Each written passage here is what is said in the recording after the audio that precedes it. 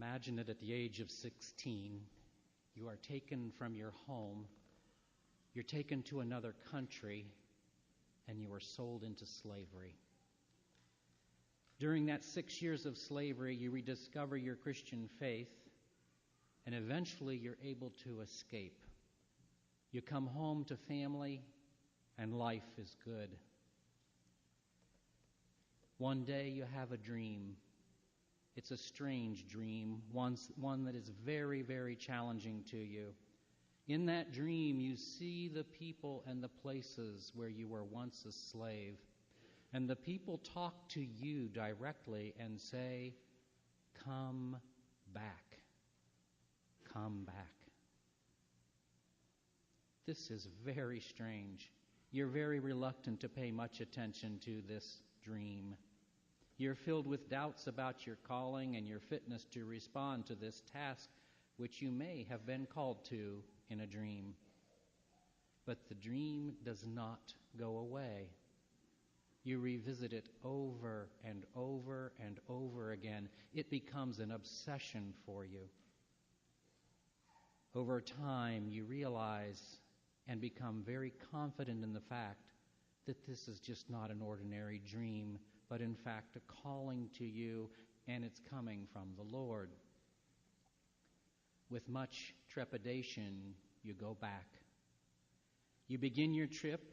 You start the work of evangelization among the people who have called you back. To your astonishment, the people flock to hear you proclaim the Word of God. They embrace the sacraments. Historians centuries later say of your mission, your calling, the one that you worried so much about, they call it a phenomenal success. Not so astonishingly, your success raises the ire of those in power, both in the church and in the world. You live in constant danger of martyrdom, not knowing if you'll be alive by tomorrow evening. If this was your life story, your name would be St. Patrick, patron saint of Ireland, patron saint of our church right here in Brighton. St. Patrick did what Abram did in the first reading today. He put his faith in the Lord. St. Patrick trusted that the Lord was his light and salvation, as we sang in our psalm response today. St. Patrick knew his citizenship was in heaven, as the second reading proclaimed. And St. Patrick did what the gospel today commanded. He listened to God's Son. And in his obedience to that, he evangelized the entire country of Ireland. This is the second Sunday of Lent. It takes precedence over St. Patrick's feast day, but this is his feast day. On this feast day of St. Patrick, on this second Sunday of Lent, let us put our faith in the Lord as he did.